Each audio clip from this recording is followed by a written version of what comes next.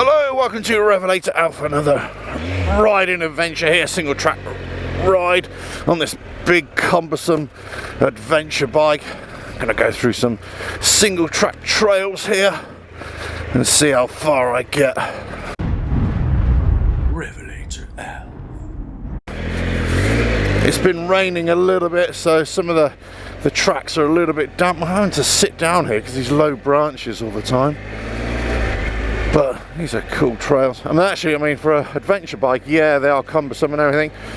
But these trails, at least for the most part, are kind of, you know, harder compacted trails. Just got to be watching every time you hit sort of soft ground or a rut. It'll sort of can fling you off the bike quite quickly. And because it's a big, heavy adventure bike, you know, it kind of happens in a blink of an eye type thing. Just watch that. Watch that. And also going over logs or tree roots, you kind of really do have to hit them.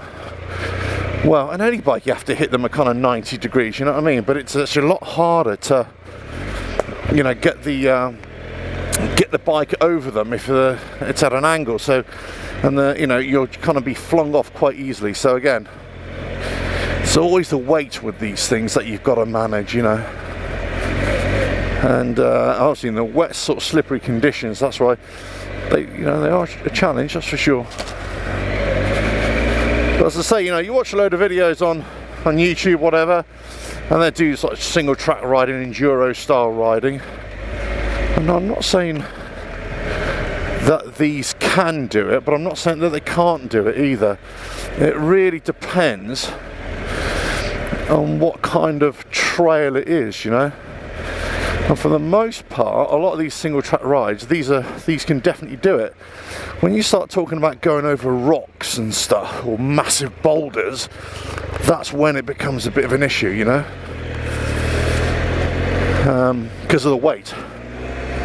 If you have to go through, you can feed your way through, but it's difficult.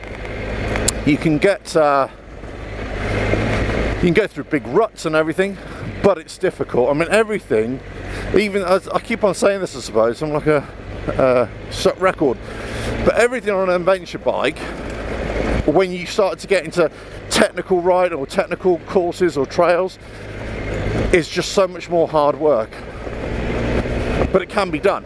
But you know, so you got to kind of be with these things. You got to think smart, and you know, if you watch a lot of my videos, I talk about, you know, choosing or picking the path of least resistance.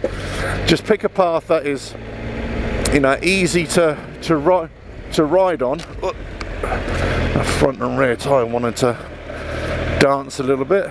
So you got to watch your speed, watch your traction. Massive thing with the traction, especially as that front tyre wants to, you know, go all over the place. Oh, here we go. Look at this.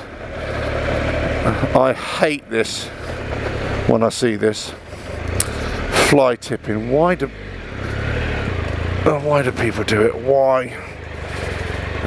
Because they're dirt bags. They can't be bothered just to take it to a landfill and pay what they're supposed to. Right, anyway, back on the road. Hope you enjoyed that one. As I say, more adventure trails coming on this big adventure bike. I will, at some point, I will get a much lighter enduro bike for this kind of thing. I know I am. Over the next year, I'm looking at either a 250 or a 450, possibly I'd say more likely a 4-stroker than a 2-stroker 250.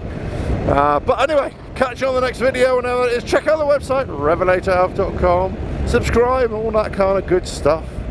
And check out the Patreon as well. All the links in the descriptions below. Ta-da now.